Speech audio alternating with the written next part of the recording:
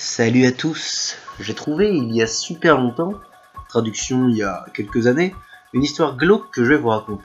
Même s'il y a de fortes chances que vous la connaissiez déjà, la nouvelle s'intitule « Les humains aussi peuvent lécher ». Sauf que pas tout à fait, je vais vous raconter une histoire qui se déroule un peu après, donc ça ne va pas se passer en Indiana mais dans le Nebraska. Le personnage s'appellera Emily et non Lisa, et à la place d'être un teckel tout minable ou un minuscule fox terrier, le chien sera un putain de Doberman mouse costaud. D'ailleurs, le titre correspond plus trop à la nouvelle. Pour aujourd'hui, on va l'appeler « Les canidés aussi peuvent égorger ». Ça vous va ? Ok, commençons. Nous sommes en 1992. La petite Emily habite une maison paumée dans le fin fond du Nebraska. Comme ses parents ont l'habitude de rentrer tard à cause de leur boulot, ils ont décidé de lui acheter un chien pour qu'elle ne se sente pas seule le soir. Mais ils ne sont pas dupes et se souviennent très bien de ce qu'il s'est produit en 87. Un triste événement, un macabre meurtre, l'assassinat de la pauvre fillette nommée Lisa. Ils optèrent donc pour un chien un peu plus puissant, un Doberman, à l'allure fière et décidée. Une nuit, Emily est réveillée par un bruit d'eau qui tombe goutte à goutte. Elle se lève pour aller bien fermer le robinet de la salle de bain. Elle retourne dans sa chambre, se recouche et glisse sa main sous son lit.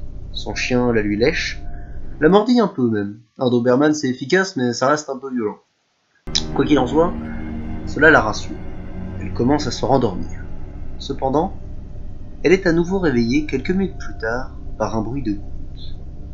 Elle se relève, pour la deuxième fois, prend une batte de baseball et défonce la tronche du robinet jusqu'à ce que pas même Dieu ne pût plus le fermer.